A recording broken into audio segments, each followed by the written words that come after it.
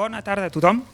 Gràcies a tothom per ser aquí aquesta tarda. Autoritats, Ferran Pedret, diputat al Parlament de Catalunya, Neus Munté, regidora de l'Ajuntament de Barcelona, familiars de pilots, socis, sòcies d'Adar, amics i amigues, Carmen Negrín, moltes gràcies a tothom per ser aquí. En primer lloc, simplement per obligació, demanar-vos que portem en tot moment la mascareta ben posada i que poseu els mòbils en silenci. El eje de la charla será el personaje de Rómulo Negrín. Y también nos van a acompañar familiares de pilotos que estuvieron con Rómulo Negrín en la misma escuadrilla. Las intervenciones serán en un tono distendido. Carmen nos hará una presentación sobre la figura de su padre y después vamos a enriquecer a la charla de Carmen con vivencias de sus compañeros de escuadrilla. Para empezar el acto, Aquili Mata, presidente de la agrupación catalana de Adar, nos va a dirigir unas palabras.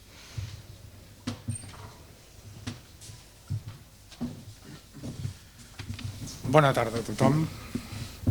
En nom de l'agrupació catalana Nord d'Espanya i Balear de l'Associació d'Aviadors de la República, en primer lloc agrair la presència de tots vostès en aquest acte que diem un diàleg de vivències. Els nostres invitats avui són els familiars directes i tots ells han escrit, editat i publicat les biografies dels seus familiars, els nostres protagonistes, que van formar part de la quarta esquadreta de xatos de l'aviació republicana.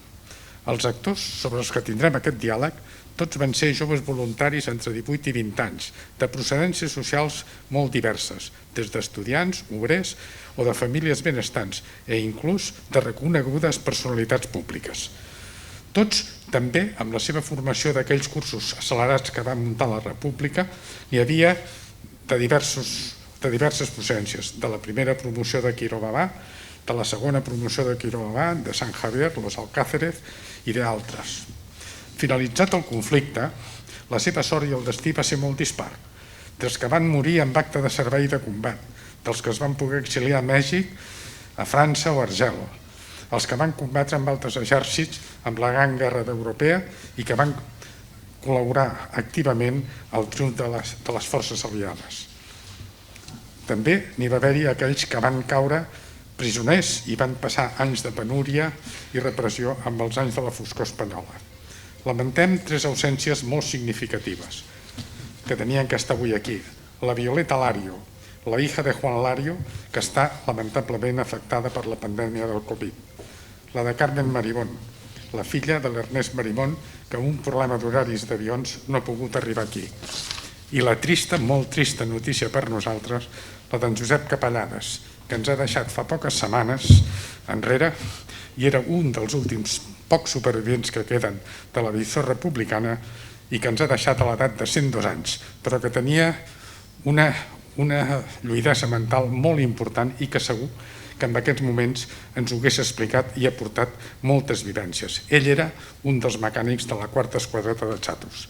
Res més, agrair als ponents la seva participació, als viatges, a la Carmen Negrín per haver vingut de tan lluny, por haber venido de tan lejos y haber podido disponer parte de tu tiempo, i a tots vosaltres creiem que això serà una aportació al nostre coneixement d'una història vivida que està poc explicada i encara poc reconeguda. Gràcies.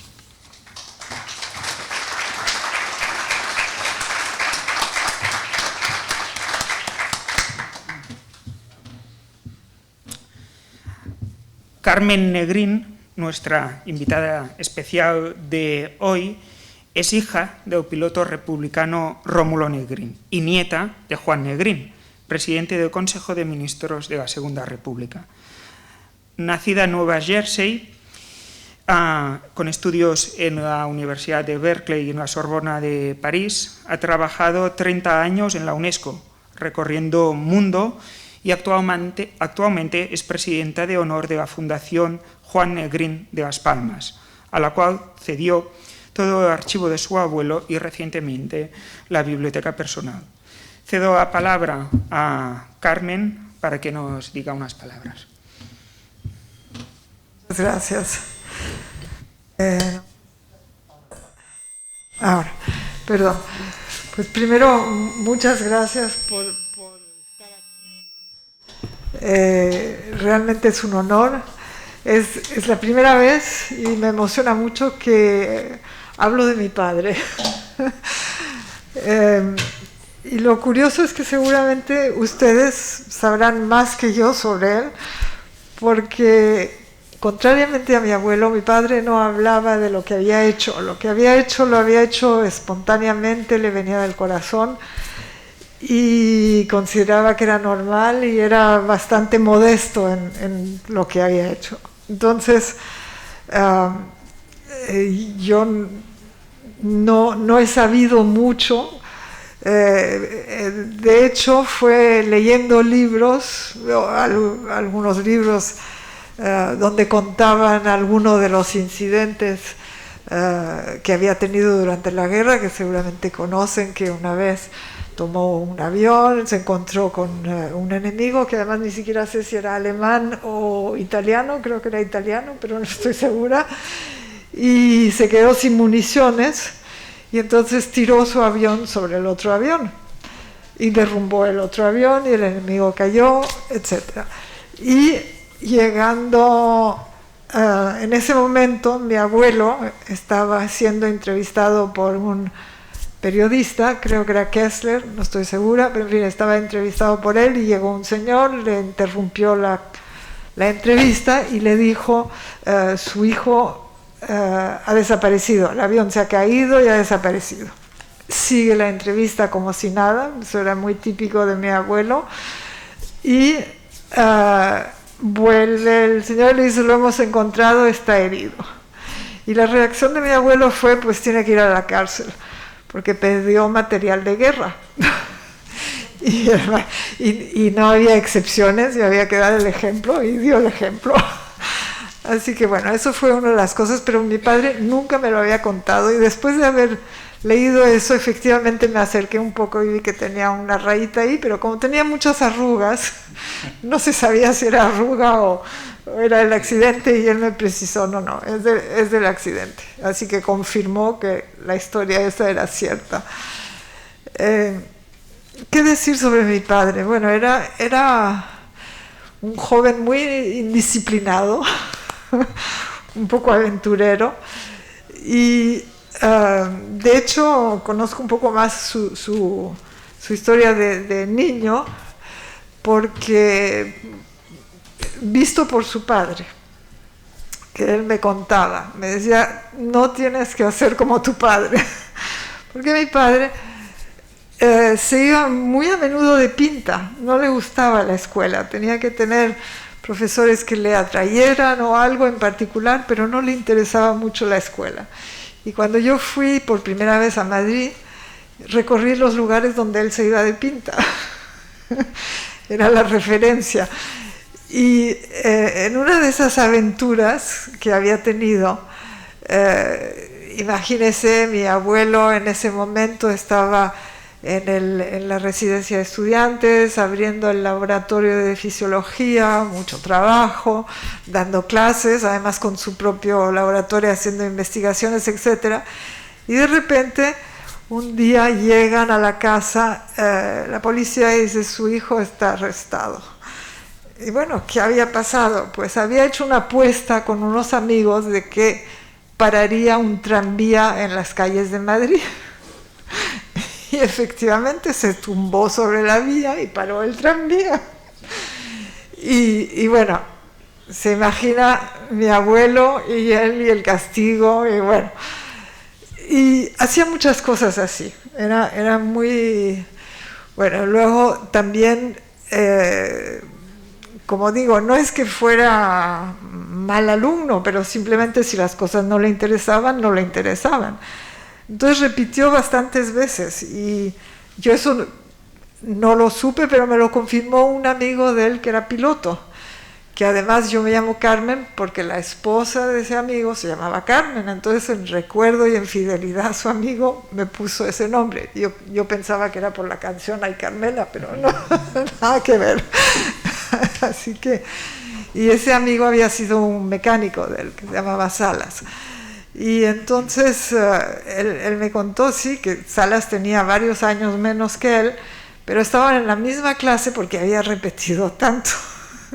Así que bueno, y Salas con 16 años, porque él había sido piloto, decidió seguirlo y se puso de mecánico con él.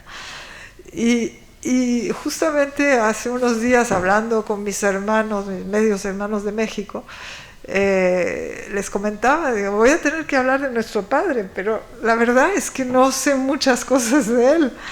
Me dice, pues nosotros tampoco, pero lo que sí sabemos es que había una amistad muy fuerte entre los pilotos, entre otras cosas porque su vida dependía los unos de los otros. Y eso creo que es efectivamente lo más importante. Y viéndolos aquí, los descendientes y todo, me emociona mucho por eso, porque me recuerda ese comentario que me hizo y es cierto, han seguido juntos y muy unidos. Y de la vivencia durante la guerra, estoy segura que ustedes saben mucho más que yo, pero por ejemplo, estaba comentando hace un rato, yo no sé cómo ni cuándo salió exactamente de Rusia, después de sus clases no es Rusia, es Azerbaiyán, ex-URSS, y no sé, hay gente que me había dicho, sí, lo mandaron ahí porque era tan atrevido que había que calmarlo un poco y asegurarse que sobreviviera. Yo no sé si es cierto o no, pero en todo caso se pasó, fue varias veces y obviamente antes, claro, se había hecho voluntario, creo que tenía 18, 19 años, en fin, era un poco antes de la edad, pero se alistó enseguida porque era algo normal tener que defender su país y luchar por los valores en los cuales creían. Y eso que en la familia habían varios conceptos de lo que debía ser la democracia, ¿no? Por ejemplo, el abuelo de mi padre, mi bisabuelo, era monárquico en Las Palmas. Hasta era hombre de comercio y todo lo demás, pero se había implicado un poco en política y era de otro lado. Pero cuando empieza la guerra todos están unidos. Y de hecho, toda la familia, excepto los que no pudieron salir, se fueron al exilio. Inclusive mi tío abuelo, que era cura, su hermana, que había hecho votos de castidad, y su madre, que era lo más católica, apostólica, es decir, no hubiera tenido en principio ningún conflicto con quedarse, pero se fueron, y todo por solidaridad con mi abuelo.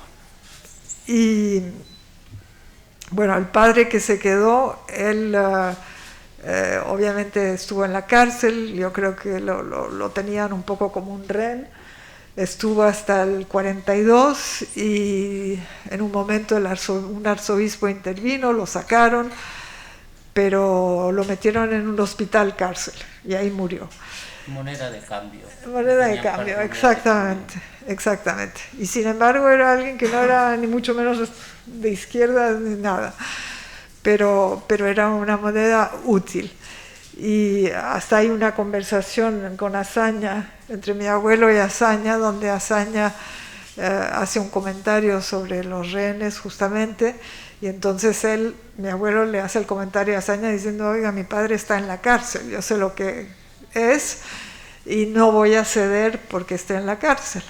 Bueno, un poco como el ejemplo de cuando puso a mi padre en la cárcel por haber derrumbado el avión. En fin. Y, en fin, para volver a mi padre, era un personaje así muy, muy simpático, muy aventurero, como decía, y muy atrevido. Y no tenía una cierta generosidad y una modestia también. Por eso tal vez no hablaba de lo que había hecho. Y después de la guerra, que eso es la parte que a lo mejor ustedes no conocen, él salió, no sé, como le decía, no sé exactamente cómo ni cuándo salió de Rusia, fue a Estados Unidos, porque en Estados Unidos estaba la familia, estaba mi abuela rusa y estaban mis otros tíos, estaban ya instalados allí. Entonces él se fue a Estados Unidos, conoció a mi madre, hizo sus estudios, ingeniero. Yo durante años pensé que era ingeniero aeronáutico porque había estado como piloto, pero no, era ingeniero agrónomo, que no tenía nada que ver. Y eso lo descubrí hace poco, hace muy poco. Y, en fin, se casó con mi madre, que era americana, y todo esto era en la época ya en el 45. Y mi abuela americana era muy americana, republicana americana, que no es lo mismo. Y entonces hubo toda una historia porque ella lo denunció, como hacía mucha gente en esa época, diciendo que era comunista. Pues terminó en la cárcel otra vez. Pero no duró mucho. Tenía pasaporte diplomático y creo que era un pasaporte diplomático mexicano. El caso es que lo sacaron después de 2 o 3 días o 5 días, no sé, con todas las excusas diplomáticas, y salió, y entonces ahí decidió que no se quedaba. Además, a raíz de eso nunca le dieron la carta Green Card, la carta verde americana para poder ser residente y trabajar, y se fue a México. Y pasó el resto de su vida en México, bastante aislado, un poco, yo creo que es bastante común entre muchos exiliados, pero en este caso en México había muchos exiliados y algunos que eran sus amigos, pero los exiliados de México estaban muy divididos entre negrinistas, prietistas, anarquistas, vascos, catalanes, etc. Entonces mi abuelo le aconsejó de quedarse fuera de todo la parte política, y lo siguió al pie de la letra. Y bueno, se incorporó más o menos en la vida mexicana. Después de eso, mi hermano y yo salimos de México porque mi madre estaba muy enferma, y él se quedó en México. Y cuando muere mi abuelo, vuelve a buscarnos a París, y nos instalamos de nuevo en México. Y mi padre siempre ha tenido problemas para encontrar trabajo. No fue ni mucho menos uno de los privilegiados instalados en México, porque siempre esa modestia, y por no querer. En México, para tener un trabajo es muy fácil si uno va y ve a la persona que hace falta, pero él no funcionaba así. Él decía, no, a mí me tienen que dar trabajo por mis méritos.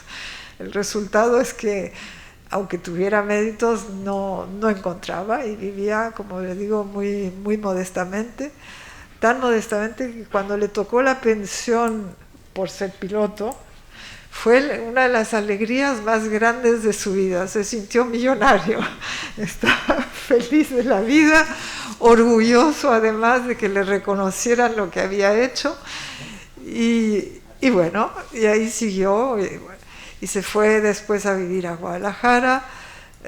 Mi madre murió, se casó con una mexicana, y tenía una vida muy separada de su juventud y de la vida intelectual de su padre o los amigos que había tenido, etc. Y hasta que un día, de casualidad, no sé exactamente cómo, pero se encontró con otro grupo de republicanos expilotos en un café. Y todos los días se reunían a tomar su café y a contar sus cuentos de la guerra, de cómo había sido, qué hacían, etc. Y a mí me tocó una vez, nada más, escucharlos, porque además las mujeres no éramos bienvenidas, pero excepcionalmente, como yo no vivía en México, me aceptaron. Y sí, contaban historias, aventuras. ¿Te acuerdas el día que aterrizamos sobre el terreno de patatas? Y cosas así, pero aventuras. Era un lado así muy... no sé, se sentían como jóvenes de 20 años, pero al mismo tiempo riéndose de todas las aventuras y desaventuras que tenían o que habían tenido. Y bueno, eso es un poco su vida, que es en el fondo muy modesta y muy dedicado cuando era joven, en todo caso, a lo que había sido la República y a luchar por la República. Pero era normal, como les digo, eso era una cosa absolutamente normal, no porque era hijo de quien fuera, sino simplemente porque era su deber. Era la cosa más honesta que se podía hacer y que se debía de hacer. Y esa era un poco su filosofía de vida. Y bueno, podría decir otras cosas. Bueno, aún tendremos un poco de más tiempo. Gracias, Carmen, por presentarnos a su padre.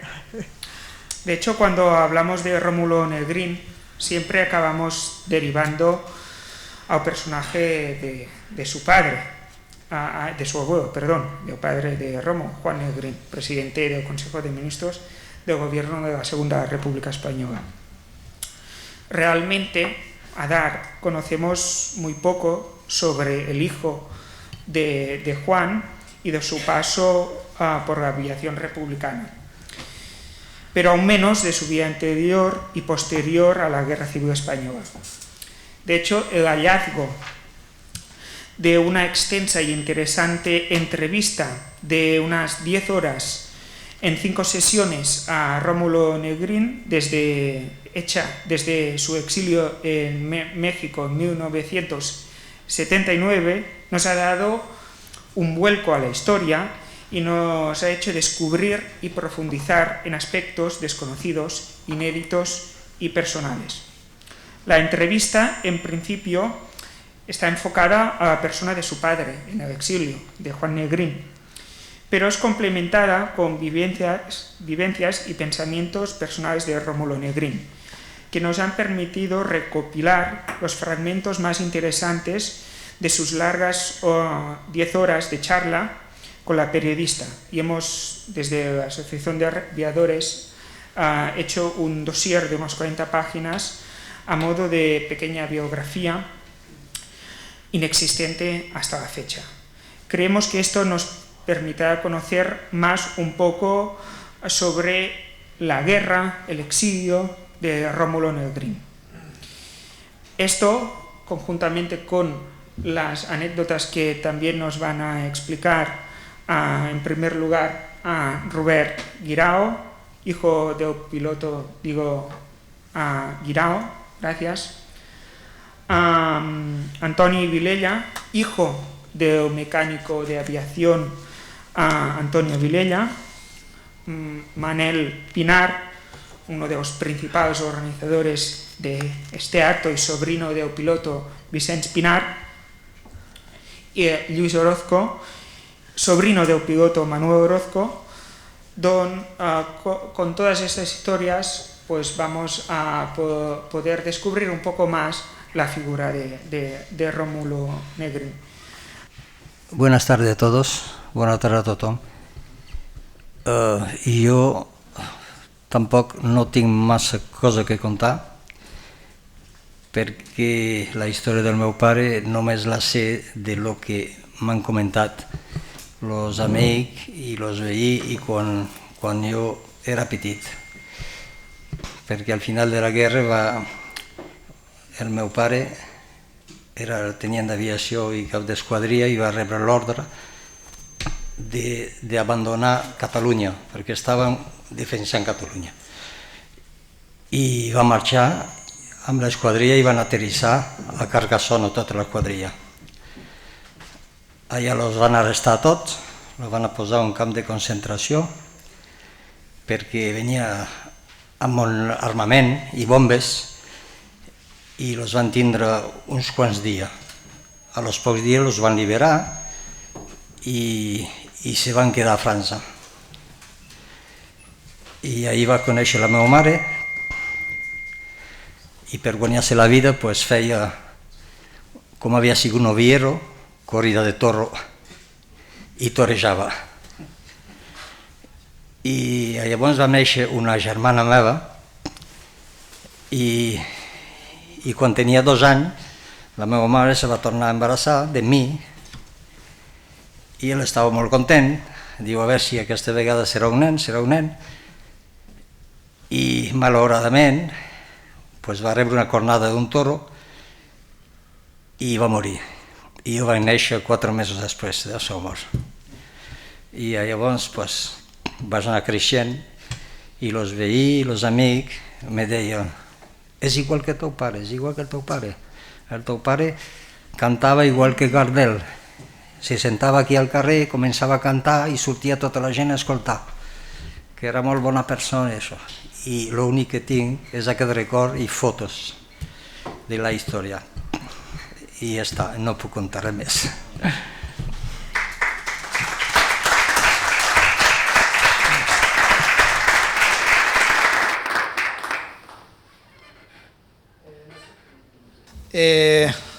Bueno, estamos aquí un poco para los historiadores para hacer de moderadores. Intentaremos dar un poco de aquí, a ponerles deberes a todos ustedes, un poco con el tema de las preguntas a los familiares, ya sean padre, ya fueran el padre, ya fueran el tío, en algún caso por aquí, también tenemos por aquí algún otro caso de algún otro familiar, ¿no? Descendiente segundo y tal, pero nos interesa que, a ver, los historiadores, yo creo que ya tenemos, a los historiadores nos cuentan un poco más, los aviadores y generalmente la gente que ha vivido una experiencia bélica de la guerra, a los historiadores nos explican más que se le explica a los hijos o a los familiares. Siempre. Eso es normal y es lo más habitual, ¿no? que sucedan estas cosas. Nosotros a veces también, imaginaos a 2 personajes como los David, ¿no? Intentando interrogar a una persona de 85 o 90 años. Yo creo que nos metemos a un poco de tortura que al final sí que nos acaban explicando cosas. No le interrogamos. Los interrogamos y les damos, antes sí que lo hacíamos bastante y sí que es cierto que no nos interesa tanto conocer muchos de los casos, ni los aviones que volaron, que eso sí, un poco también, la trayectoria que tuvieron durante la guerra, pero lo que es interesante, yo creo que lo que podríamos explicar un poco, que antes creo que la idea ha sido tuya, no sé qué, o la ha dicho Manel, es saber, conocer qué hacían antes de la guerra. De hecho, Manel, es interesante. ¿Qué personajes iban a ser? O sea, nosotros sabemos que fueron pilotos, sabemos la escuadrilla, sabemos en qué combates estuvieron, a veces con detalle milimétrico, pero muchas veces nos preguntamos qué personas eran o qué personas querían ser. ¿Qué querían ser ellos antes de que esto les sorprendiera y se los llevara? ¿Qué ilusión tenían? Acabamos de enterarnos de lo que nos has contado de tu padre, de Diego. No lo sabíamos. O sea, encontramos las fotos, nos hemos mirado porque encontramos las fotografías aquellas tan fabulosas de él, incluso las del toreo, pero no sabíamos que había muerto, no sabíamos la manera. O sea, es que siempre nos llevamos una sorpresa siempre que hablamos con la familia, muchas veces en aspectos así humanos, muy lejanos del tema de piloto. ¿Qué querían ser? Pues los padres de nuestros familiares, ¿qué querían ser? No, si me dejáis entrar en el tema de Guirao. No, es eso, vamos a dialogar. Bueno, el Guirao fue de la segunda promoción de Quiroga, como Rómulo, como fue Manuel Orozco. Y fueron en barco, teóricamente no sabían dónde iban, todo que era la segunda promoción, aparecieron, y era un barco, era un crucero, Era un crucero normal con pasajeros evidentemente europeos, porque aquí estamos en guerra.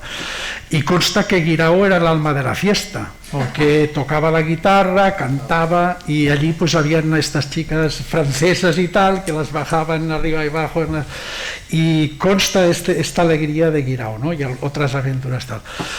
Respecto a Rómulo, claro, en el caso de Guirao, en el caso de Manuel, fue el viaje de ida, toda una estancia de 3-4 meses intensísima y de vuelta con él, y luego que estuvieron en la misma escuadrilla, que pudieran estar en otra. Por lo tanto, el nivel de relación realmente es muy fraternal, nos sentimos unidos como una familia. Y sirva de paso que siempre venimos a decir que en el caso de Pinar, no. Pinar era de la primera promoción, ya cuando se integró en la cuarta ya era un piloto experimentado, pero así como en nuestro caso, en el mío propio, puedo hacer una biografía, porque luego él voló en la guerra mundial y tal, Pinar murió. Y entonces los que murieron no tienen una biografía póstuma, ¿no? Pues en el caso de Manuel sí, porque se ha preocupado en encontrar una caja con unas fotos, unas cartas, pero aquí se acabó. Y diríamos, el agradecimiento es para los que perdieron la vida. Luego los otros vivieron y vivieron bien. Unos en un régimen comunista, pero parece que eran felices, otros en el capitalismo y también.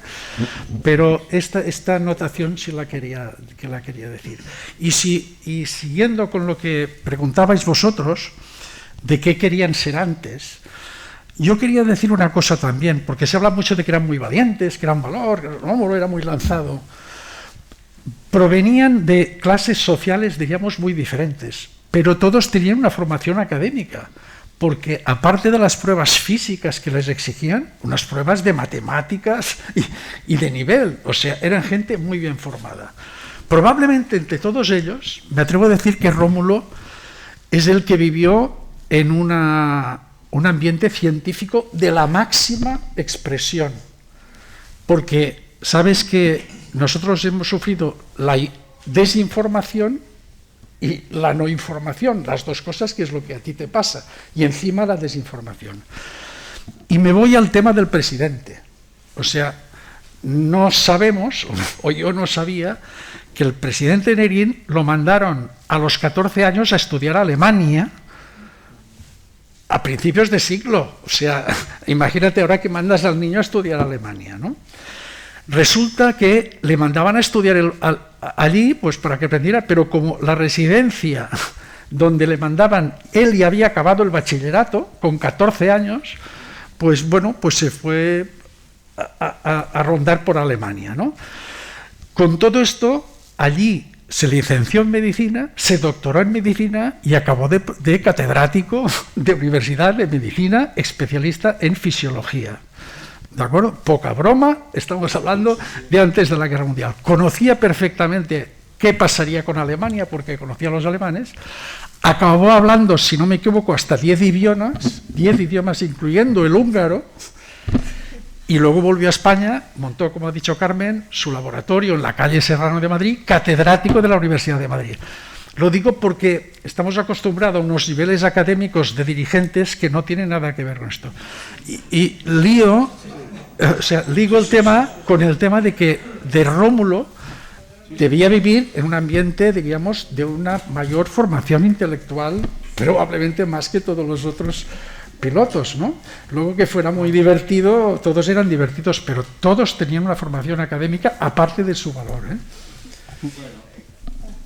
¿En tu caso? En mi caso fue más modesto. El hermano de mi padre, Vicente, estaba estudiando tercer curso en la Escuela del Trabajo de Barcelona, de electricidad, que es lo que hemos seguido la familia. Y aparte compaginaba la escuela con un trabajo en una casa de ascensores, que debía ser al principio de estos. Y bueno, la comparación de unos, del ambiente de unos y de otros. Solo esto. Pero es cierto que cuando afrontaron las pruebas de acceso, según consta, eran unas pruebas muy duras también desde el punto de vista técnico, ¿no? Y aquí nos estamos dejando aparte a Vilella, porque Vilella no era piloto, y entonces parece que esté aquí de comparsa, cuando era lo más importante, porque si no aquello no despegaba. ¿No? Sin mecánicos como su padre, como Vilella, no había aviones, no había motores, no había aviones, y no podían volar vuestros familiares. O sea que, Antoni, tienes que explicarnos una cosa, hay que presentarlo. Su padre además era el mecánico que tuvo el récord de duración de un motor soviético, que no brillaban precisamente por su durabilidad ni eficacia, y el récord lo tenía su padre, más comentado por otros compañeros, no es un invento. Que por cierto, perdón. No te dejamos hablar. No, ahora que lo habíamos comentado contigo, que precisamente los motores que eran los White Cyclone, que montaban el avión que llevaba la cuarta escuadrilla era el Caza, Polikarpov y 15, el Chato. Y los motores venían, se fabricaban en Rusia con licencia americana, y dieron muchos problemas.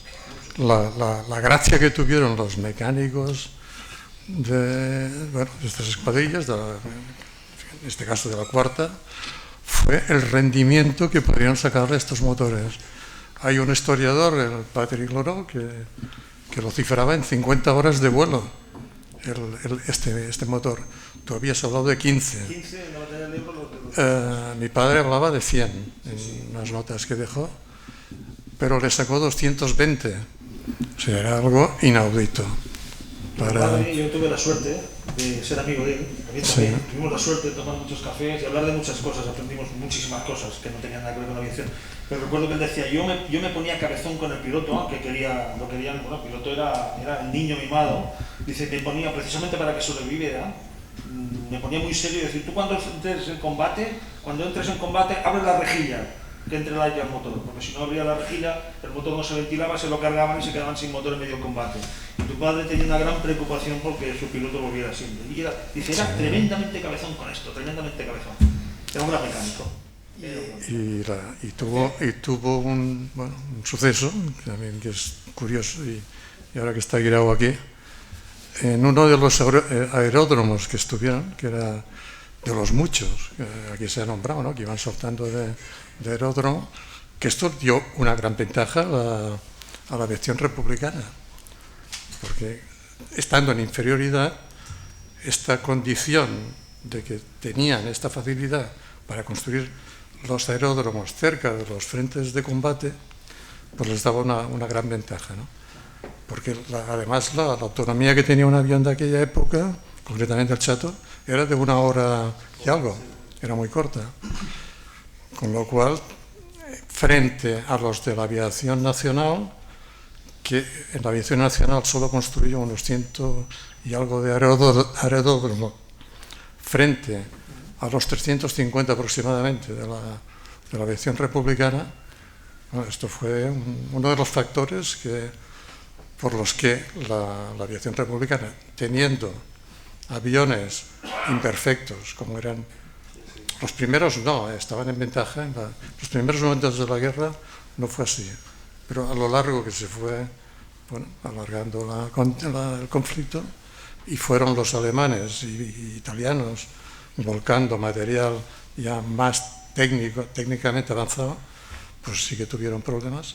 Y bueno, esto fue una de las causas, aparte del buen hacer de los mecánicos. Por supuesto. ¿Y tu padre qué quería ser antes de mi padre... ¿Qué soñaba?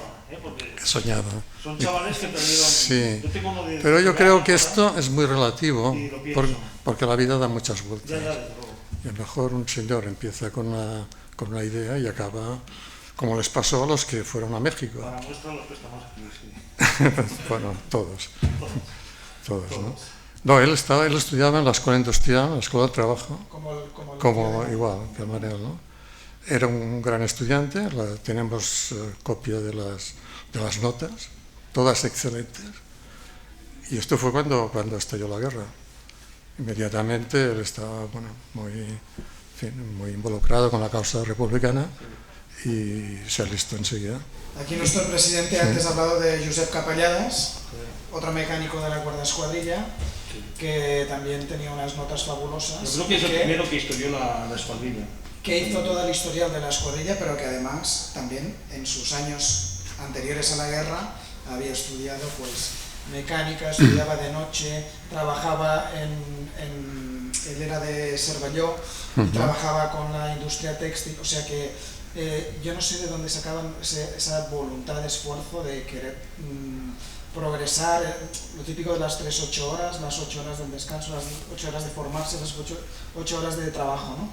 Esa era la voluntad previa a la guerra de toda esta gente que estudió también en la escuela industrial y que fue, de hecho, la gran hornada para que luego la aviación republicana tuviera un personal mecánico, armeros, etcétera, etcétera, que dotara a las escuadrillas para poder volar en condiciones con esos aviones y con que eso ya sería otro tema de discusión, otro tema para tratar, que sería el de los envíos y del material soviético y de hecho cómo volaban con las escuadrillas de 15 y 16 y sobre todo en la inferioridad de condiciones, sobre todo a partir de 1938 en la que volaban muchos de estos jóvenes aviadores.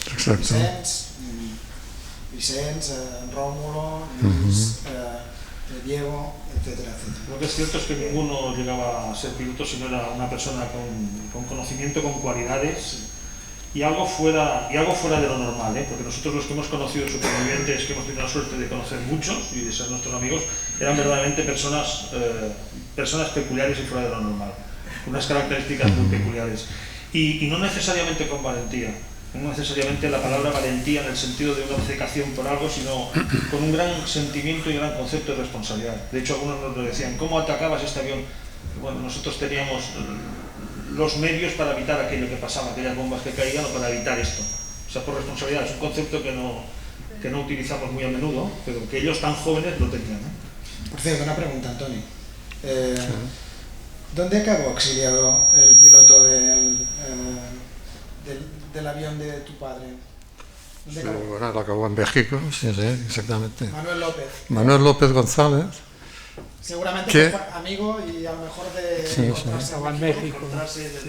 Bueno, yo lo que le quería preguntar a Carmen es que en México hubo una serie de pilotos, como el Alfredo Tourné, en la calle, que crearon una asociación que se llamaba AARE.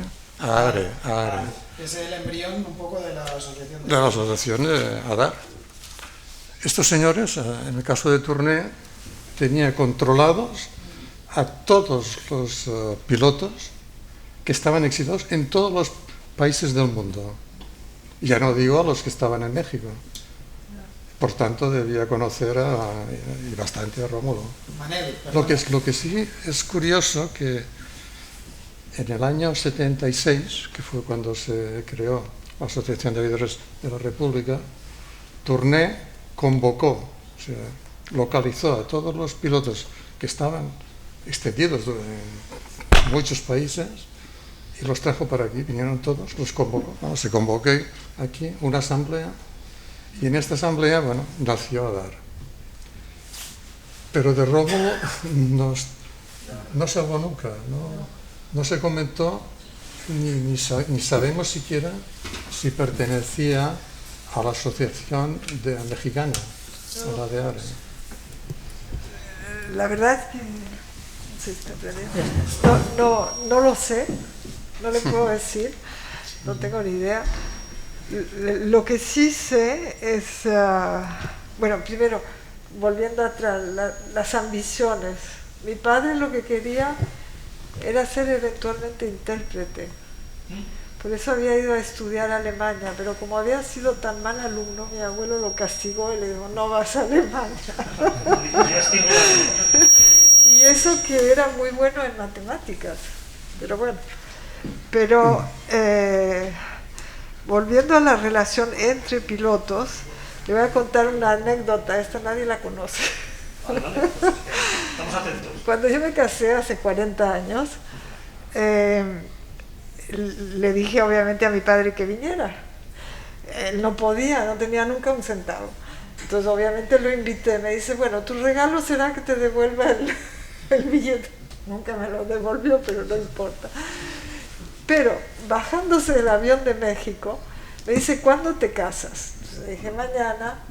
Dice, bueno, después de mañana voy a Barcelona. Y yo le dije, bueno, pues yo no te pago el billete, yo te pagué para venir a verme, no para, para que conozcas a mi marido y todo lo demás, ¿no? Bueno, pues se fue a Barcelona. Y yo pienso, siempre lo he pensado, que es que fue a volver a encontrarse con amigos de esa época, pilotos seguramente o lo que sea. Pero quiero decir, era más importante que quedarse con la familia. ¿Qué año era este? ¿Qué año era? Desde hace 40 años. 40 años. Exactamente 40 años. Manel, ¿qué quieres decir?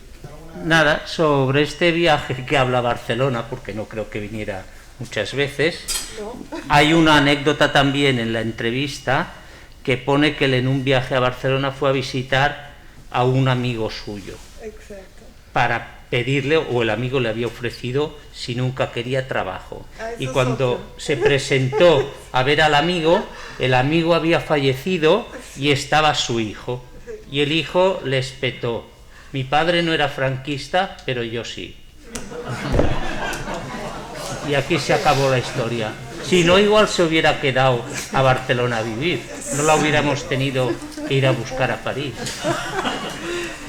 Sí, él tenía, tenía muchas ilusiones de volver a España. Yo creo que también se llevó muchas decepciones, y esa fue una de las decepciones, porque este señor que había conocido, el padre que había conocido en México, lo habían pasado muy bien, y él le dijo: cuando quieras vienes a España, yo te doy trabajo, etc. Y bueno, le dieron la respuesta que le dieron y nunca volvió. Después de eso no volvió. Pero no sé si era el mismo viaje, pero en fin, el caso es que efectivamente se llevó muchas desilusiones. Manel, una última cosa. Tú en el dossier que has preparado has puesto una imagen del listado de algunos de los miembros de la Asociación de Aviadores en México. Bueno, ¿Lo tienes por ahí? No, yo creo que casi todos, porque usted decía no sabe si mi padre ha estado en la ARE, y el librito este es como una agenda que ya casi está floreada, ¿vale?, de los años que tiene, y salen todas las direcciones con los teléfonos, y por ejemplo está por España, por regiones y por países. Y entonces su padre sale en México, en una calle que seguramente no era la residencia habitual última, porque es calle de los muchachos, avenida de los muchachos, te pone el número y te pone, sí, avenida de los niños. De los niños, no sé qué, algo así. Los niños héroes.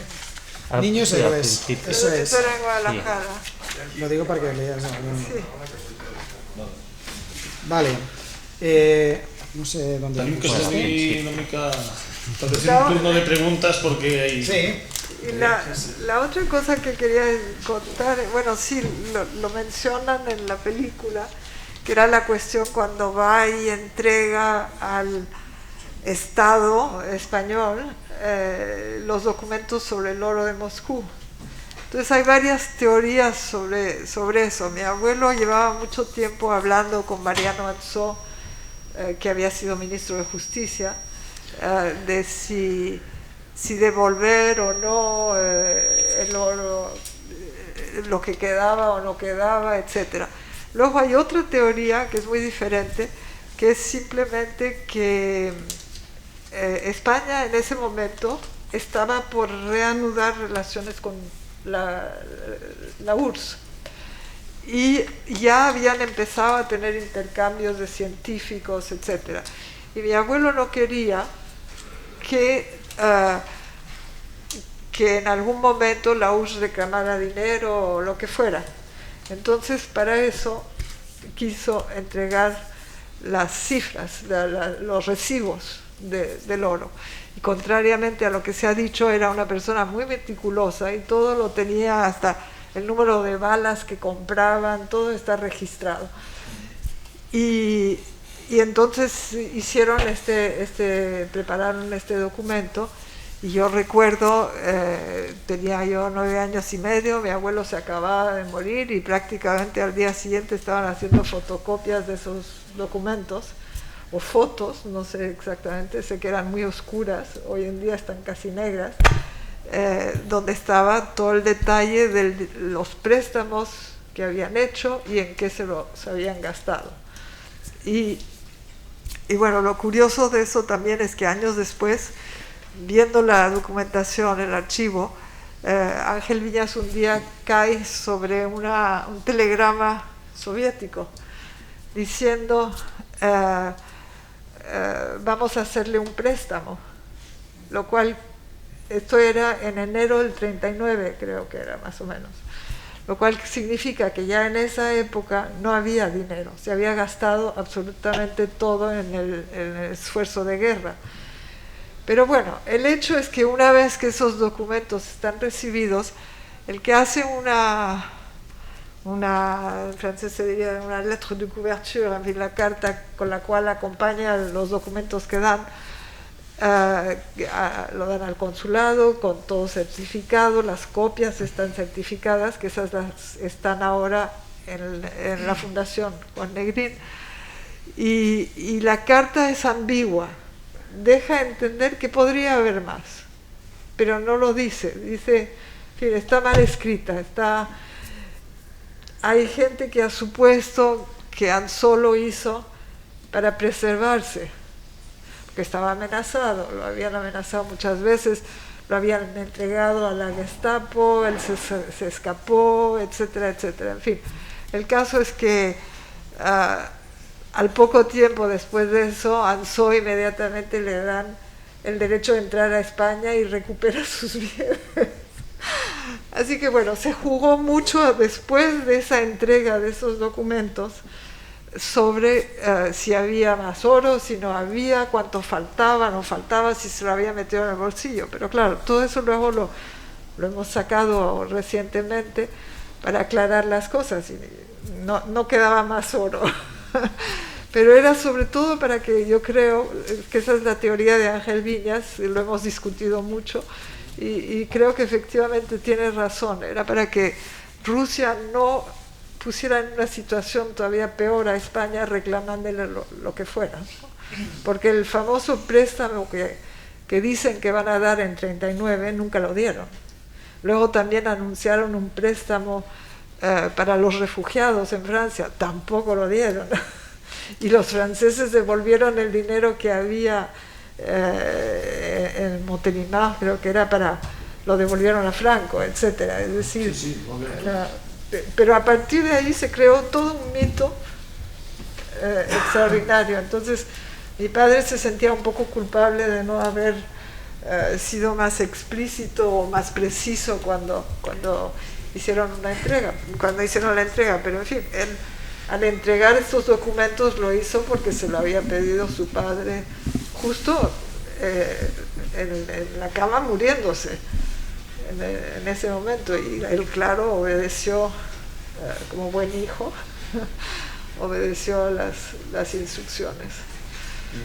Bueno, hay una, para acabar ya, porque ahora ya sí que vamos a pasar al turno de preguntas, pero que hay una coincidencia aquí relativa a este último envío de armamento, que fue a crédito, que fue el general Hidalgo de Cisneros quien fue a gestionarlo, que prácticamente ya estaba agotado todo el crédito y aún así vinieron a algunos aviones que se pudieron montar en el norte de Cataluña, y que precisamente algunos de estos aviones que pudieron montar y que pudieron operar en algún momento, el jefe de escuadrilla, ¿no?, fue su padre, Diego Guirao, con los superchatos nuevos. Un piloto muy respetado, muy respetado. Pudieron volar, hacer algunas últimas operaciones hasta que luego tuvieron que ser internados ya al final de la guerra en Cataluña, en Toulouse. Pero que, bueno, son esas coincidencias de la historia que a veces se dan, ¿no? Bueno, de hecho, el que estaba de embajador, en Moscú, se regresó, lo mandaron luego a Londres, pero se regresó porque ya no había ningún diálogo con los rusos. Y mi abuelo decía que, lo siento por algunos si no están de acuerdo, pero que habían traicionado En ese momento habían traicionado a la República, que no les hacían más caso, no contestaban, no hacían nada. Los aviones, algunos aviones, tengo entendido, no sé, me lo pueden confirmar, que eran aviones que estaban muy, en fin, eran nuevos, los pagaban doble o triple el precio y les faltaba una tuerca y había que mandarla de vuelta. Es decir, no sé si es cierto, pero que no... Lo que en los últimos contingentes de aparatos sí que se quejaron de la mala calidad de algunos componentes, especialmente los motores, lo que hablábamos, los sí. pilotos, una de las últimas envíos que hubo de aviones I-16 Mosca, el mejor avión que en aquel momento podía facilitar la URSS a España, los motores daban muy poca fiabilidad, podían durar de 10 a 15 horas en régimen de combate, mientras que un motor americano podía durar 1000, y además con una tendencia a fallar, a romperse, y eso hacía que los pilotos, cuando le demandaban el máximo de potencia al motor, tuvieran miedo de que en pleno combate se quedaran sin motor, lo cual significa morir. Sí, hubo un envío francamente malo de Bueno, estaba próximo el pacto de Stalin. Exactamente. Calvin Ball y una serie de intereses, de geoestrategia, que en un país pequeño como este se escapaban. Exactamente. El mundo Pero estaba eso cambiando. no lo dicen a menudo. No, estaba el pacto no hablan ni del pacto con Stalin, ni tampoco hablan del pacto de Múnich. O sea, el previo que hubo de los ingleses y los franceses con Hitler no se habla nunca. O sea, es la historia... Damos paso aquí Levantamos... aquí seguro que Aquilí muchas cosas que comentar. Teníamos más cosas. Sí. A ver, yo quería primero decir que la aviación republicana y la ciencia médica ha estado bastante siempre vinculada. No únicamente tuvimos el caso de Rómulo Negrín, también hubo el caso de el sobrino de Ramón y Cajal, Santiago Ramón y Prior, murió en un accidente, bueno, se estrelló con el avión en Bañolas, y después había otro piloto de la República que llegó casi a ser, llegar a ser candidato a Premio Nobel de Medicina, que fue un asturiano, Buiga, Álvarez Buiga, que dicen, yo esto ya no lo puedo decir, que él se exilió en México y que no consiguió el Premio Nobel porque siempre todas sus publicaciones las quiso hacer en castellano, a pesar que le decían, oye, publica en inglés y te daremos el Nobel, y él se negó permanentemente a publicar en inglés y publicó en castellano. Bueno, dicho esto, quería hacer dos preguntas. Una a Orozco, que nos explicase un poquito el porqué de Orlov. Era Orozco, Orlov, ¿no? Sí. Y también la relación que él tuvo con Salvador Allende. Esta es una pregunta. Y la otra, la dirigida a Carmen, que es una anécdota que yo he oído a mi padre y creo que también ha habido la misma anécdota en otros sitios. Mi padre contaba, o me contaba a mí, que él en el año 39 cumplía 20 años y que debería ser final del 38 o principios del 39, y había sido la batalla del Ebro. Fue el abuelo, Juan Negrín, a la escuadrilla y le regaló un reloj a cada miembro de la escuadrilla, un reloj que era Omega de acero, que ha estado por casa toda la vida, ha sido el reloj de mi padre, hasta que murió, y como murió de Alzheimer lo perdimos y no sabemos dónde está. Pero creo que esta misma anécdota ha pasado en otras escuadrillas, que fue el presidente de la República, y explicar lo que dijo, porque creo que es una anécdota interesante conocer qué es lo que dijo cuando vio las escuadrillas. Bueno, respecto a lo de Orlov, es todos los pilotos que fueron a Kirovavat, que iban por el Mediterráneo en crucero, cuando llegaban a Odessa, que era el punto de desembarco, les uniformaban con uniforme soviético y les cambiaban el nombre, porque no olvidemos que era una operación supuestamente secreta. Y este nombre Orlov es el que él adquirió. Luego pues ya se lo quedó cuando luego se quedó allí en la Guerra Mundial, pero todos, de alguna manera, todos tenían a López, por ejemplo, era Lopesky, y se iban cambiando el nombre. Respecto a lo de Allende, bueno, él se integró en el sistema soviético, totalmente. Se doctoró en económicas, que al parecer allí era pues de un alto reconocimiento científico, y claro, español, militar, doctor en económicas, todo lo que fue luego la Guerra Fría y todo el tema sudamericano, pues fue personajes que tuvieron una gran prácticamente. Él daba clases publicó varios libros sobre temas de economía, ¿no? Y estaba en Santiago de Chile, pues cuando hubo el golpe de Pinochet, y bueno, lo que él explicó, sin explicar mucho, pero luego compañeros suyos aviadores que habían estado con él, pues dijo que sí, él estuvo en el Palacio de la Moneda mientras ya estaban bombardeando.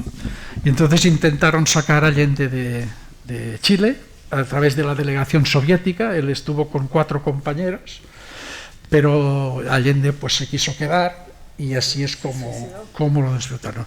Y esto, para que veáis cómo van las cosas, esta es la versión, diríamos, propia del tío y lo que compartió con sus amigos, pero en cambio su familia íntima, como era su yerno, dice, bueno, no, esto no es así. Sí que estaban en Santiago, sí que tal, los avisaron, estaban en un hotel y se fueron corriendo y fueron a la embajada y rodeados por los tanques, pero en aquel momento al menos él no debía comentar todo el trajín que pudo suponer pues el intentar sacar a Allende de Chile, ¿no? Yeah. Bueno,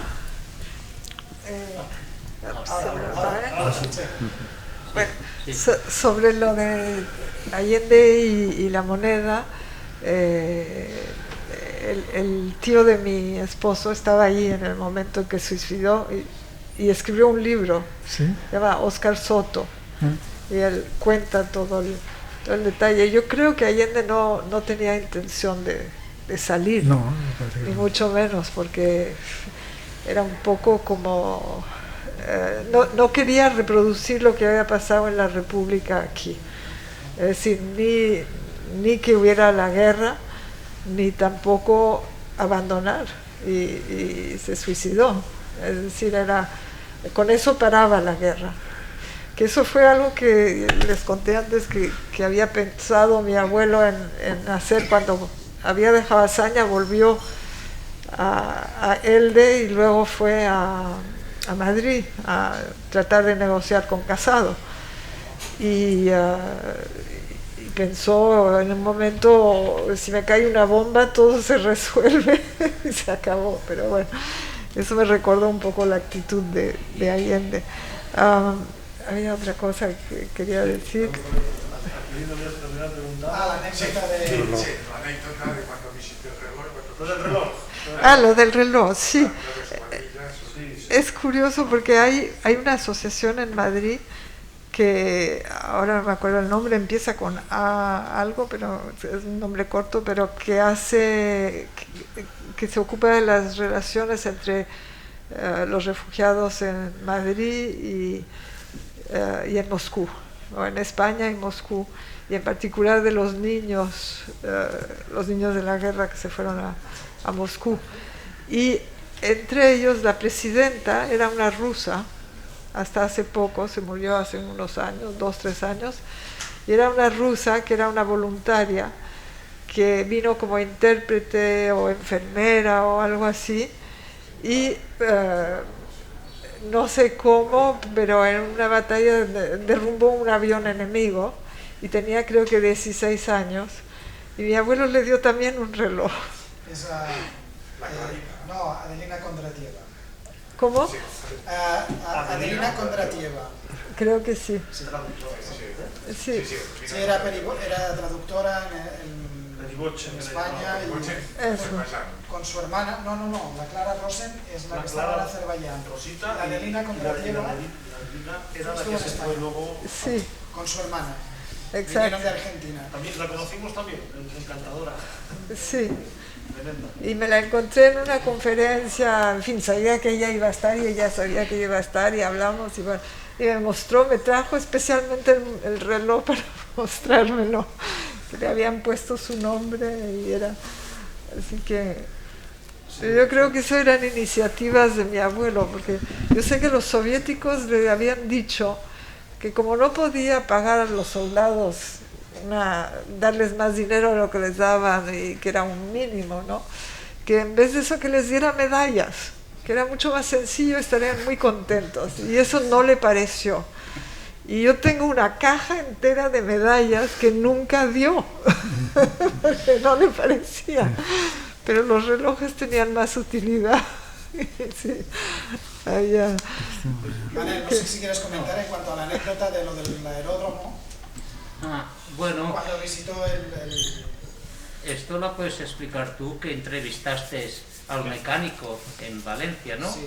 A Novella. Sí, José Novella, era un mecánico de Chatos, y en un aeródromo de Lérida, él no sabía precisar cuál era exactamente. Estaban juntas la cuarta escuadrilla y la tercera escuadrilla de Chatos, y pasó revista, presente por su ministro, Juan Negrín, pasó revista a la escuadrilla en la que estaba su hijo, y no recuerdo literalmente la frase, está apuntada en el dossier, pero al pasar y al ver la patrulla de Chatos, en la cual estaba su hijo Rómulo Negrín con los mecánicos jovencitos, y ver los otros pilotos y tal, el comentario de Juan Negrín fue: ¿esto qué es? ¿Una escuadrilla o un parvulario? Referida a la juventud de muchos de estos jóvenes aviadores, como vuestros familiares, ¿no? Que algunos de ellos, como por ejemplo el padre de Aquilino, Jaume Mata, pues se alistó con 17 años, ¿no? Y otros tantos, falsificando carnets, y venga, es eso, ¿no? De lo que hablábamos un poco antes, para no repetirnos más. Creo que hay más Esto preguntas. probablemente fue en Cervera, que coincidieron entonces, Sí, a final de mayo. A veces coincidían las dos escuadrillas, la tercera y cuarta, y la primera y la segunda. Bueno, la tercera y cuarta coinciden a veces. Hi ha una pregunta aquí. Sí. Bueno, no es una pregunta, yo quería traer al presente la memoria de mi tío abuelo, Juan Lario Sánchez. Mi padre Juan Lario, yo Juan Lario, y con muchísimo orgullo recuerdo siempre a mi tío abuelo cómo contaba, bueno, él tiene un libro que habla un aviador de la República. Y a colación también de lo que se ha comentado, de cuáles serían las ilusiones, ¿no?, de las personas antes de empezar una aventura como esta. Él con 17 años, creo recordar, le pilló en Madrid. Yo soy de Madrid. Le pilló en Madrid y bueno, directamente se alistó en el ejército de tierra y estuvo allí luchando unos meses. Y también se ha comentado que todos los pilotos eran gente con algo especial, y yo recuerdo de pequeño a mi tío abuelo cómo entraba en una reunión familiar y es que era él y todos los demás. Era una persona que brillaba y tenía siempre una alegría, y todo lo que había pasado en su vida, y eran personas muy especiales. Le formaron, eligieron y les formaron en Azerbaiyán, y él participó, era la cuarta escuadrilla de Sabadell, participó en la batalla del Ebro, y después se exilió a Rusia, donde él hablaba muy bien, la verdad, de la Unión Soviética, y allí se formó como ingeniero. Se casó con una mujer rusa y tuvo 2 hijas, y volvió después a España y murió en el año 2000. Pero yo quiero traerle aquí, como gran persona que era, cómo se dedicó a la escuadrilla, también comentaba una anécdota. Los rusos hicieron esto quizás lo sabrán todos, pero los españoles eran valorados como gente muy valiente, de los pilotos españoles. Y entonces había una escuadrilla especial de, ¿cómo era?, aviones nazis capturados, que había una escuadrilla para hacer un ataque con esos aviones camuflados en la vuelta a los aeródromos alemanes, para llegar allí camuflados y hacer un ataque, y ahí eligieron a varios españoles.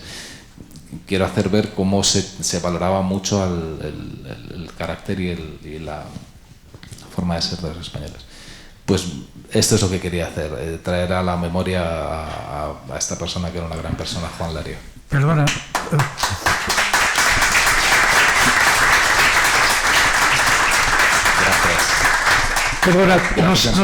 Perdona, no sé si está en la sala porque con las mascarillas nos veo. Llucia Oliva, ¿no está? ¿Llucia Oliva? Sí, está al final. Pues nada, la presento porque ella estuvo de corresponsal de televisión en Moscú y en Nueva York, y ella tuvo ocasión de grabar un documental en la que salía Juan Lario, Lavín, y si quieres comentar algo, Llucia. Un micro.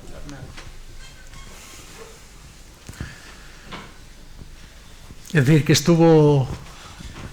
Sí, hola, buenas tardes.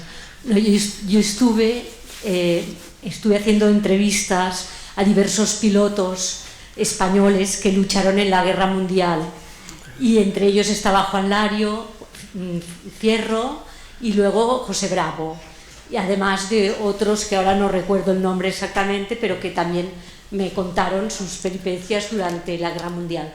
Simplemente que yo creo que es muy importante su participación en la guerra y en la defensa de la Unión Soviética frente al ataque alemán. Y en el caso de Juan Lario, que estuvo en la batalla de Stalingrado, estuvo en la batalla de Moscú, llegó hasta Berlín con el Ejército Rojo, ¿no? con la aviación, ¿no? Y era muy, bueno, creo que fue muy importante su participación ahí, pero también la de Fierro, Andrés Fierro, también la de Juan Bravo. Ellos tienen unas historias todos deliciosas. Como periodista yo disfruté muchísimo con aquel documental que hice para Televisión Española, para un programa de la 2, que hablaba de los españoles que habían luchado en la Guerra Mundial, y realmente creo que no se ha hablado suficiente del valor que tuvieron, de la importancia histórica de su participación en la guerra, y después en la posguerra, porque en la posguerra también tienen todos unas anécdotas impresionantes, ¿no? Bueno, con Stalin, con la pasionaria en Moscú, bueno, que si algún día interesa, pues las escribiré para que queden pues para la asociación, ¿no? Sí, sí. Gracias, Llucia. Llucia Oliva, ya em va passar el documental, l'altre dia. Por alusiones, me parece. Por alusiones, Juan Lario también, ¿no? ¿Me has dicho? Juan Lario. Bueno, Juan Lario Sánchez no era el abuelo. El abuelo es un personaje que para mí fue muy cotidiano. Yo estudié el grupo y hice una publicación sobre el avión Delfín que él pilotó, y bueno, no tuve la suerte de poder contactar con él, contacté con muchos, y los que volaron con él siempre me transmitieron buenas palabras. No ha sido el jefe de la escuadrilla, que es un famoso piloto reconocido, incluso un héroe de la República, pero de él siempre hablan de Lario, valiente, sereno, jefe, porque cuando la escuadrilla de Grumman se partió en dos, bajó una al sur, defendió Valencia durante un tiempo con su patrulla, luego defendió casi en solitario toda la parte de Murcia, y bueno, un piloto entrañable y mejor persona, por lo que siempre me comentaban, lo que siempre me contaban, hablando de eso, de personajes de fuera de... La portada de tu libro. La portada de mi libro no es Lario. Me hubiera encantado encontrar buenas fotos de él. Solo hay una en el libro, es un libro, un tocho de libro. Hay una fotografía de él en Moscú, en posguerra, y la conocida fotografía de él delante de Grumman. Luego han aparecido algunas más. Lo digo porque, ya te digo desde aquí que tienes un libro para ti, porque una de las cosas que prometí a los miembros de la escuadrilla que sobrevivieron, y hablé con ellos, que siempre que encontrara una familia de esta escuadrilla le proporcionaría un libro, y siempre tengo algunos apartados, por tanto será un placer. Pero decirte esto, que fue un gran jefe de escuadrilla, porque cuando Riverola, que era el que tenía por encima, salió y se quedó de jefe de un grupo, él se hizo cargo de la escuadrilla esta sur de Grumman, y bueno, no sé, te lo puedo transmitir, directamente el agradecimiento de los otros pilotos que tuvo con él, de lo valiente y de lo buena persona que era y de lo que defendía a sus pilotos, ¿vale? Se lo digo un poquito emocionado. Para Madariaga, para Rafael Madariaga, nos decía que para él era el piloto más importante en la Segunda Guerra, o sea, en la Guerra Mundial, ¿no? Lo que pasa es que quizá tuvo unas desavenencias o tal, y esto lo que daba, ya sabes que esto iba así. Pero para él era el mejor de todos. Hubo, a colación de lo que comentabas, sí que es verdad que hubo el intento que al final no fructiferó, de que los entrenaron y los prepararon para poder asaltar aeródromos alemanes, saber volar, pilotar y llevarse esos aviones alemanes a la retaguardia soviética, y eso era un plan que tenían con pilotos españoles, y entre ellos estaba pues Juan Lario. Esa es una información que ahora están trabajando nuestros compañeros en Rusia, Anton Solomatin y Fedor Pushin, que están buscando e investigando más información sobre estos tripulantes españoles a los cuales entrenaron, que al final no se llevó a cabo, pero sí que tuvieron el entrenamiento para poder hacerlo. En relación a estos otros dos compañeros de Rusia, comentar que estamos esperando también con un poco de anhelo más información que nos podrán proporcionar sobre los integrantes que hicieron el curso en Lipetsk. Es decir, Antón y Fedor están sacando información de los archivos sobre Rómulo, Morquillas, Manuel Orozco, etcétera, etcétera, García Martín, Sepúlveda y todos estos que se fueron a hacer el curso de Estado Mayor en agosto del 38. Estamos en ello. Si no estoy equivocado, Juan Lario llegó a ser el jefe de la defensa aérea de Minsk, como mínimo en el libro de sus memorias, en la segunda parte, donde habla de todas sus acciones de guerra en la Gran Guerra Europea. Creo recordar que él llegó a ser jefe de la defensa de Minsk. Eso no lo sabía y me lo... Yo creo recordar. Yo lo conocía a él personalmente y bueno, lo que se ha dicho es todo cierto, una bellísima persona, encantadora. Nos reuníamos con José María Bravo y con otros de la Quinta, y siempre era muy agradable. ¿Més preguntes? Bona tarda, soc la filla de Francesc Vinyals. El meu pare va estar a la quarta al principi de començar la guerra, i en nom d'ell us dono les gràcies per estar aquí, perquè jo ho he viscut en primera persona des de molt petita, que anàvem a fer les reunions aquí a la... Perdón, que tenía que hablar en castellano. Hacíamos las reuniones aquí en un palacio que había al lado del Parque de la Ciudadela, que es el Paseo de la Circunvalación, y entonces entre todos los exaviadores que se agrupaban, pues se hablaba de todas las batallas y de todas las personas que se perdieron en batalla, y yo pues recuerdo pues todos estos nombres que están saliendo por aquí, porque él me lo había contado muchas veces, y me emociona poder estar aquí en estos momentos, pensando que en un momento determinado de la asociación, él estuvo aquí muchos años de presidente antes de Antonio Viliella, se pensaba que la asociación, en el momento en que se acabara, murieran esos grandes pilotos, la asociación moriría. Muchas gracias por estos pilotos, por la memoria de ellos y por sus hijos y sus descendencias. Muchas gracias.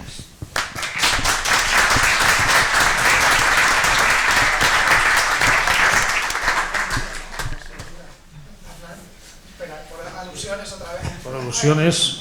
Bueno, de tu padre, al cual queríamos muchísimo, otro amigo, cuando acabamos cada tarde de charla a tomar café y hablar de muchas cosas que nada tenían que ver con los aviones y sí con la vida.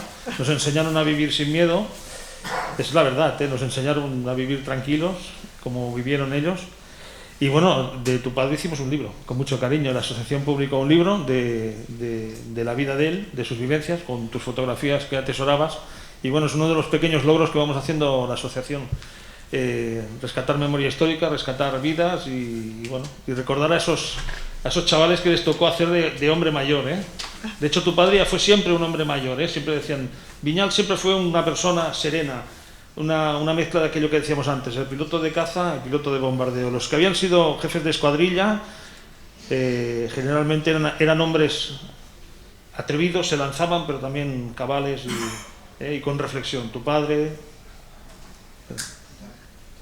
Jaume Mata, Joan Comas, sí, etc. Todos los que eran jefes de escuadrilla tenían esta dualidad. Eran pilotos de caza, pero también personas con mucha reflexión, amb seny, que diríamos. ¿Alguien más?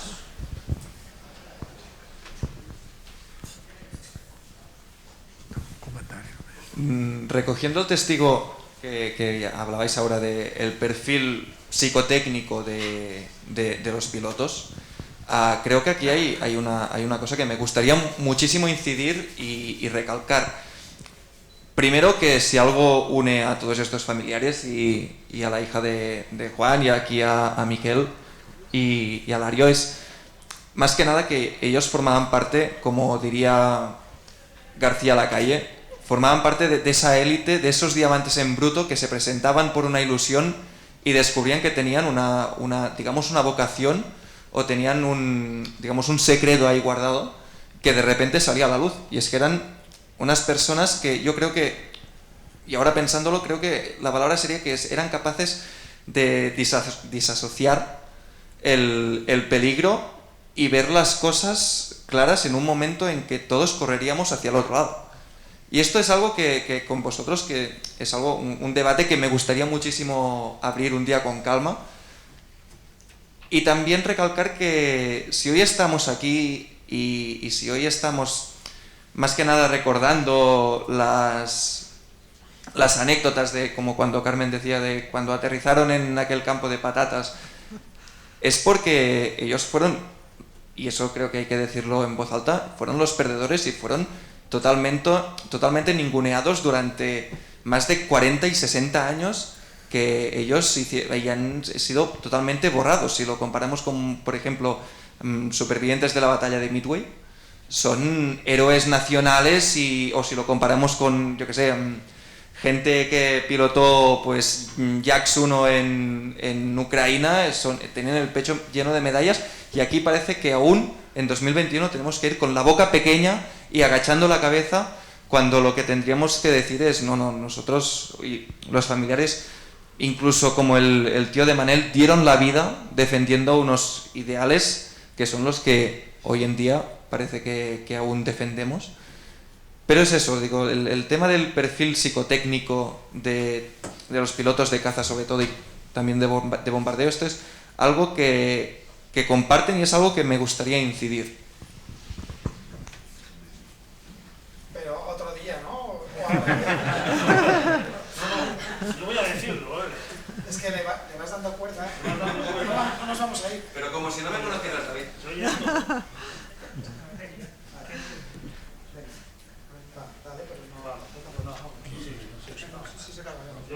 Yo creo que se ha acabado esto. Bueno, es igual, Perdona. Sí. A ver, el piloto de caza es evidentemente una persona galante, caballeroso, pero oportunista. Una persona que no deja pasar una. No le dejes, por más amigo que sea, no le dejes a la novia pasear, es un decir, ¿no? O sea, aprovechará cualquier oportunidad que tenga. El piloto de bombardeo, lo decíamos siempre en broma, es una persona capaz de recitar la tabla del 9 al revés mientras le están dando en la cabeza. Es algo que tiene que tener una capacidad de abstraerse de lo que ocurre y continuar, aunque exploten los antiaéreos, él tiene que continuar para su misión, para adelante. Piloto de caza daría la vuelta, giraría o buscaría la oportunidad. Y entre medio de estos dos perfiles están los jefes de escuadrilla, que tienen que tener esa parte de aguerrido y esa parte de racionalidad para mantener viva la escuadrilla siempre, por decirlo de alguna manera. Son los perfiles, los tres perfiles. ¿Va bien?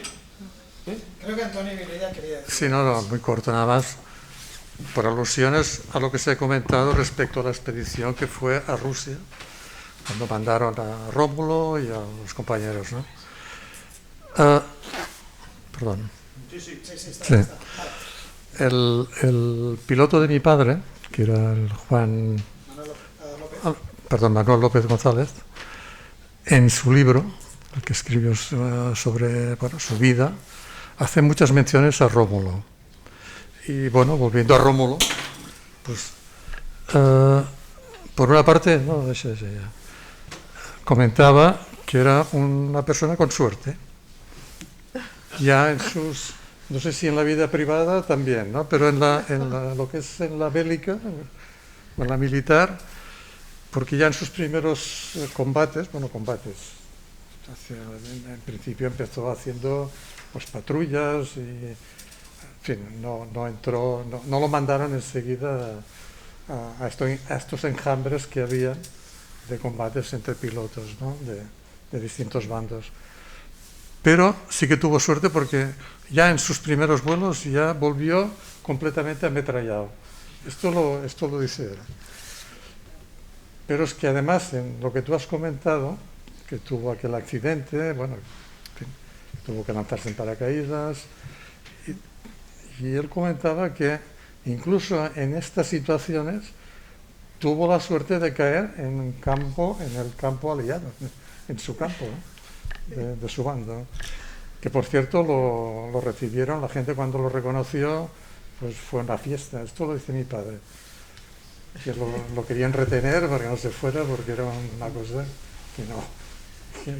que les sorprendió. Pues esto los Davids nos pueden explicar. Pero me refería que era una persona también que no quería privilegios.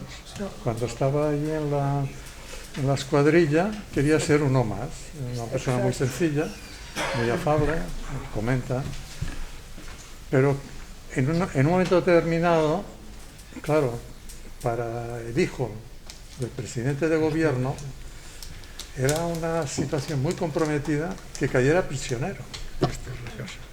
Cuando se complicó ya la guerra, los últimos mediados del 38 ya la situación ya era complicada, se ve que Ignacio de Cisneros se personó en el campo donde estaba él y le dijo que se tenía que marchar, que no, que era un problema, y él se negó, no quiso y continuó en la escuadrilla. Y él explica, el Manuel López, que la única forma que tuvieron de sacarlo de allí fue montar esta expedición con una serie de pilotos que eran de prestigio y con él, y mandarlos a Rusia. Esto es lo que explica el Manuel. Sí. Sí, no me extraña. No, sí. ¿Quiere comentar alguna cosa más? Sí. No. Perdón, Carmen. Sí, era un pequeño detalle que no es sobre mi padre, es sobre mi abuelo. Que mi abuelo efectivamente mandaba a los pilotos a misiones con mucha responsabilidad y muy peligrosas. Pero él mismo un día decidió que tenía que saber lo que era pilotear y cogió un avión y se fue solo. Porque no iba a pedir a los demás lo que él no podía hacer. Y me pareció interesante también. Es decir, tenían en la familia, tenemos todavía ese sentido de responsabilidad, ¿no? Un poco. Y mi padre era efectivamente una persona que era muy solidario y muy modesto. Y muy modesto, hasta el final siempre se mantuvo muy modesto y nunca usó de su posición de ser hijo de... Se mantuvo con un perfil bajo. Eso era muy característico.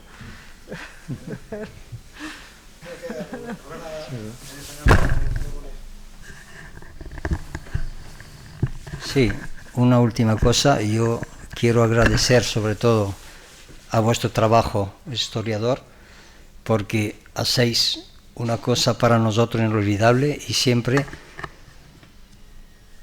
hacer que nuestros padres, nuestro familiar siempre están viviendo con nosotros. Os agradezco mucho porque últimamente he oído hablar de mi padre más que en toda mi vida. Muchas gracias.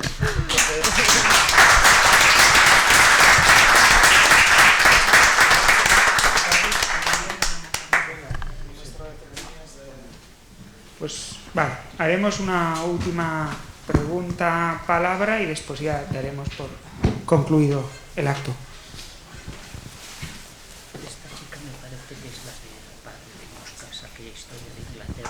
Hola, soy Eloise, soy inglesa. Mi abuelo fue un piloto durante la guerra, fue a Kirovabad y estaba en la 7 Escuadrilla Grupo 21. Y fue una historia complicada, pero luchó en la batalla de Ebro y luego fue exiliado en Francia. Y allí estaba forzado a trabajar para los alemanes y por fin estaba en Guernsey, que es una isla entre Inglaterra y Francia, y estaba ahí trabajando para los alemanes durante la Guerra Mundial II. Y conocí a mi abuela y estaba ahí con ella. Y cuando me mudé a España desde hace 4 años no sabía nada de mi abuelo. No sabía su historia, ninguna palabra, solo unas cosas de mi padre y mi abuela. Nunca le conocí y nunca entendí mi vínculo a España ni la razón que tuve este sentimiento que quiero estar viviendo aquí. Y cuando me mudé aquí conocí a Manel y los chicos de la asociación y hoy también he aprendido tanto de mi abuelo que nunca tuve esperanza de conocer, de verdad. Y quise decir muchas gracias porque me siento que estoy aprendiendo algo de mi abuelo, pero también algo de mi historia. Y yo creo que es tan importante que estéis haciendo este trabajo y te doy muchas gracias y a Manal también.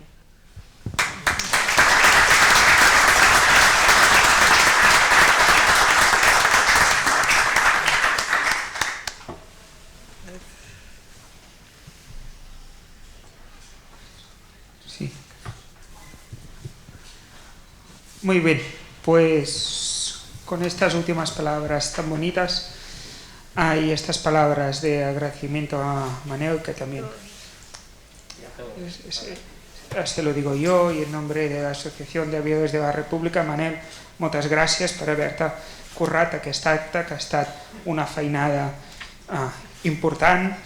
Moltes gràcies per haver-ho organitzat y por habernos proporcionado a todos esta tarde. Muchas gracias a todo el mundo por venir y hasta siempre.